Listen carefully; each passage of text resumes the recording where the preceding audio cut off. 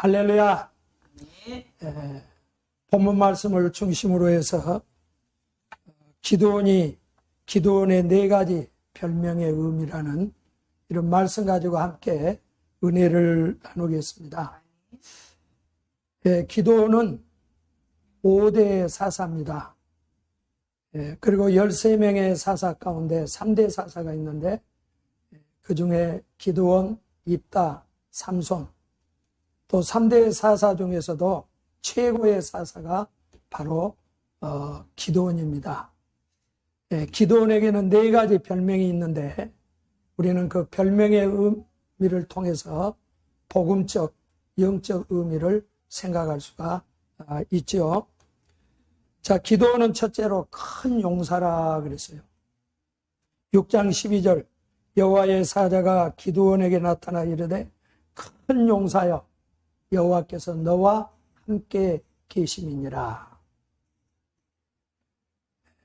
기드온은 므낫세 지파, 그러니까 12지파 가운데서도 가장 연약하고 또 므낫세 지파 가운데서도 그 집안이 가장 보잘것없는 그런 집안이었습니다. 그런데 하나님은 기드온에게 너는 큰 용사라 그랬어요. 여기서 큰 용사라는 말은 기드온아, 너는 연약하고 보잘것없지만 내가 큰 용사로 만들어주겠다. 그런 의미를 가지고 있습니다. 우리 하나님은 토기장이입니다. 그래서 마음대로 작품을 만들어요. 또 명품을 만들어요. 그래서 우리가 하나님 손에 붙잡히면 작품이 되고 명품 성도가 될 줄 믿습니다. 예수님은 시몬을 만나자 네가 게바가 되리라 그랬어요. 게바란 뜻은 반석이라는 뜻이죠.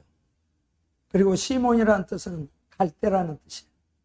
그래서 갈대와 같이 연약하고 부족한 너를 반석과 같이 아주 견고하고 또 하나님의 큰 소속으로 세워주겠다. 그런 약속을 한 것이죠. 그래서 베드로는 초대교회의 반석이 된 거예요. 그래서 예수님이 베드로에게 네 신앙 고백 위에 내가 교회를 세우리라.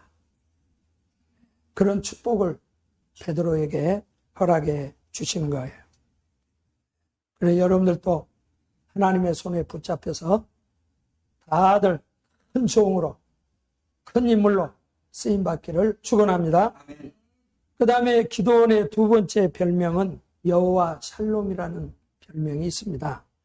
그래서 6장 24절 기드온이 여호와를 위하여 거기서 단을 쌓고 이름을 여호와 샬롬이라 하더라. 여호와 샬롬이란 뜻은 하나님은 평강이시다. 평강의 하나님이다. 그런 의미를 가지고 있죠. 하나님은 지금 두 부류에게 평안을 주고 있어요. 지금 기드온이 그 나타난 천사가 삼일체 하나님 가운데 성자 예수님이거든요. 하나님을 봤어요. 죽는 거예요. 그래서 막 두려움에 떨고 있어요. 그래서 하나님이 안심하라. 두려워하지 마라. 너는 죽지 않는다. 그 평안을 주는 거죠. 그리고 이스라엘은 지금 미디안이 그 7년 동안 식민지로 삼았어요. 그래서 모든 농사를 다 착취를 당하고 가난과 기근 가운데 경제적 파탄, 나라가 경제가 파탄이 되고 가정이 파탄이 되고 그런데 하나님께서 지금 나타나서 너희에게 평안을 주겠다는 거예요. 이 샬롬이라는 말은 전천후복이에요. 가난한 사람에게 샬롬 그러면 부자 되세요. 전쟁하고 있는 사람한테 샬롬 그러면 뭐예요? 전쟁이 없고 평화롭게 되기를 바랍니다. 사업하는 사람에게 샬롬 그러면 사업이 잘 되세요. 병든 사람에게 샬롬 그러면 뭐예요? 건강하세요. 그 샬롬이 종합축복이에요. 그래서 하나님이 이스라엘에게 샬롬을 주겠다는 거예요. 여러분, 기도원이 만난 하나님은 여호와 샬롬이에요. 아브라함이 만난 하나님은 여호와 이레, 모세가 만난 하나님은 여호와 라파, 여호와 니시, 다윗이 만난 하나님은 여호와 로이, 목자이신 하나님. 기도원이 만난 하나님은 여호와 샬롬. 여러분은 하나님을 누구라고 고백을 하시겠습니까? 여러분, 여호와 샬롬 속에는 우리의 구원의 복음이 들어있어요. 네. 여러분, 여호와 샬롬이 누구예요? 예수님이 우리의 샬롬이시에요. 그래서 예수님은 우리의 화목제물이 되신 거예요. 그래서 하나님과 우리를 십자가의 피로 화목케 하신 우리의 구주가 되시는 거예요. 그래서 예수 샬롬이에요. 자, 한번 따라합시다. 예수 샬롬. 그래서 우리가 전하는 복음은 이 평안의 복음이에요. 그래서 이 평화의 복음을 전하는 발이 아름답다 그랬어요. 그래서 우리 모두가 이 시대에 여호와 샬롬이라는 걸 기억을 하고 평안의 복음을 온 세상에 증거하는 여러분들 되기를 축원합니다. 그 다음에 기도원의 세 번째 별명은 여룹바알이었어요. 32절 보세요. 그날에 기도원을 여룹바알이라 하였으니 이는 그가 바알의 단을 해파하였은즉 바알이 더불어 쟁론할 것이라 함이었더라. 여러분, 세 번째 기도원의 별명은 한번 따라합시다. 여룹바알. 이 여룹바알이라는 뜻은 두 가지 의미가 있어요. 하나는 조롱하는 의미가 있어요. 야, 그 말이야, 저기 기도원이 바알 그냥 그 신상을 가서 도끼로 때리고 찍고 그 다음에 그 아세라 목상을 도끼로 찍어내고 불살라도 아무런 말도 못하고 대항을 못하네? 그런 조롱의 의미를 가지고 있어요. 또 여룹바알이라는 두 번째 의미는 바알을 대항하는 자, 바알에게 대적자가 되었다, 그런 뜻입니다. 여러분, 우리 신교를 프로테스탄트라 그래요. 이 프로테스탄트라는 말은 가톨릭에서 지어준 이름인데 저항자라는 뜻이에요. 개혁자, 저항자. 여러분, 우리 그리스도인들은 이 시대에 저항자가 돼요. 여러분들은 지혜를 저항하시기 바랍니다. 마귀를 대적하시기를 바랍니다. 질병한테도 지지 말고 병을 대적하래야. 그래서 예수의 이름으로 나가라고 그러고 예수의 이름으로 떠나가라고 그러고 이 시대에 우리가 여룹바알이 되어야 된다, 그 말이에요.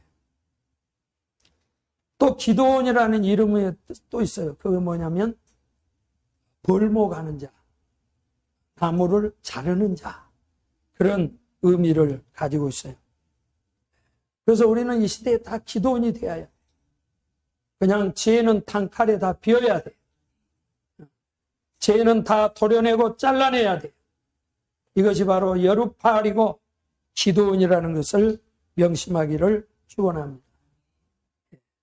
여러분, 우리 시대에는 지금 우리나라에서 지금 가장 문제되는 게 뭐예요? 동성애, 동성혼법, 또 차별금지법.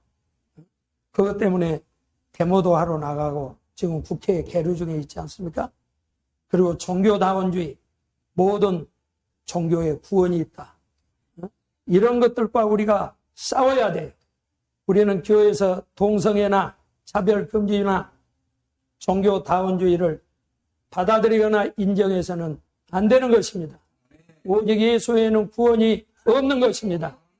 우리는 이런 것들과 저항을 해야 되고 이런 것들을 잘라내게 해야 되고 이런 것들로부터 우리가 승리해야 될 줄 믿습니다. 그 다음에 기도원의 마지막 네 번째 별명은 그 유명한 기도원의 300용사. 기도원 그러면 뭐예요? 300용사예요. 300. 7장 7절에 보면 내가 이 물을 핥아 먹은 300명으로 너희를 구원하리라. 지금 미디안 군대가 거의 14만 정도 되거든요. 그런데 하나님은 300명으로 14만 명을 쳐서 이기라는 거예요. 아멘. 그 기도원 300명의 선발 기준은 두 가지예요. 두려워하지 않는 자. 적을 두려워하지 않고 지혜를 두려워하지 않고. 칼빈이 그런 얘기했어요. 나는 지혜를 내가 두려워하는 것은 두 가지다 그랬어요. 지혜 짓는 걸 두려워하고 하나님을 두려워한다. 여러분, 우리는 마귀를 두려워하면 안 돼요. 적을 두려워하면 안 돼요. 그리고 두 번째로 무릎 꿇지 않는 자. 무릎 꿇지 않는 자는 우상 앞에, 바알 앞에 무릎 꿇지 않는 자를 말하는 거예요. 엘리야 시대 때도 바알에게 무릎 꿇지 않는 몇 명이 있었죠? 7,000명이 있었잖아요. 바로 이 300명 용사는 여호와를 위해서 바알에게 무릎 꿇지 않고, 그리고 하나님의 나라를 위해서 용감하게 자기의 목숨을 내던지고 싸울 하나님의 군대라 그 말이에요. 하나님의 군사라 그런 말이에요. 그래서 하나님은 이 300명의 기도원의 용사를 통해서 13만 5천 명의 미디안 군대를 경멸한 줄 믿습니다. 아멘. 여러분, 300명의 이 용사들의 무기가 뭔 줄 아세요? 칼이 아니었어요. 그들의 무기는 나팔.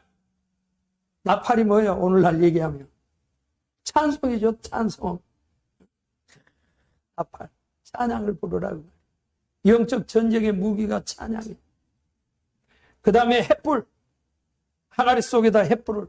여러분, 항아리는 우리의 성전 몸을 얘기해요. 우리 안에 뭐가 있어야 되겠어요? 성령의 불이 있어야 돼요. 저희 교회에서 요즘 불이야 성령의 불, 그 찬양을 많이 부르고 있어요. 예? 요즘 우리 시대는 불시대예요. 불시대. 내 안에 성령의 불이 있고 복음의 불이 있고 치료의 불이 있어야 돼요. 우리는 성령의 불을 가지고 싸우는 거예요. 예, 그 다음에 세 번째는 항아리. 항아리라고 하는 것은 우리의 성전을 말해요. 그리고 네 번째 무기가 뭐예요? 함성. 백성들이 300명이 동시에 함성을 지르는 거예요. 이게 뭐겠어요? 오늘날 기도의 함성이에요. 기도.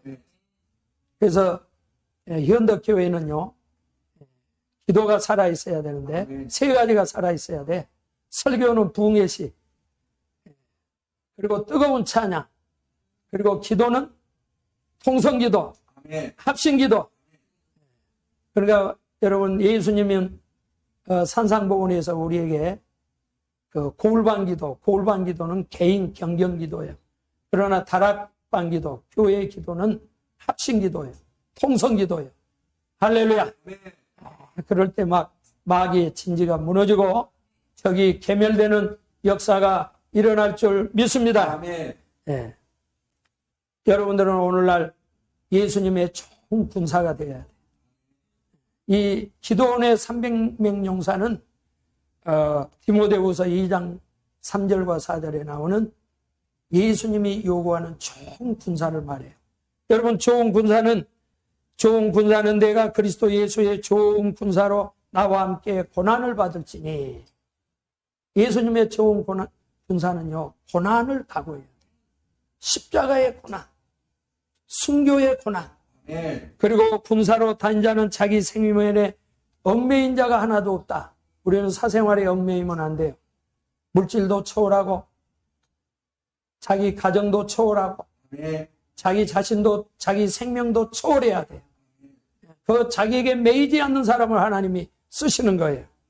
그리고 군사로 모집한 자를 기쁘게 하는 자라. 군사로 모집하신 우리의 총사령관이신 예수님을 기쁘게 하는 거예요. 이제 우리는 하나님의 영광을 위해서 싸우는 겁니다. 자, 오늘 말씀의 결론을 맺겠습니다. 여러분들은 기도원과 같이 이 시대에 하나님의 종들로 만들어주기를 축원합니다. 그리고 여러분은 이 시대에 화목의 사실, 이 평안의 복음, 이 구원의 복음을 온 세상에 우리가 전해서 여호와 샬롬을 이루어야 돼요. 그리고 무엇보다도 죄와 마귀와 정욕과 저항에서 싸워서 이기는 자가 되어야 합니다. 기도원의 300용사처럼 예수님의 좋은 군사로 거듭나는 여러분 되기를 주의 이름으로 축원합니다. 아멘. 기도하겠습니다. 하나님 아버지, 이 시대의 기도원과 같이 하나님의 큰 종들이 되게 하옵시고, 아버지 하나님의 평안의 복음을 온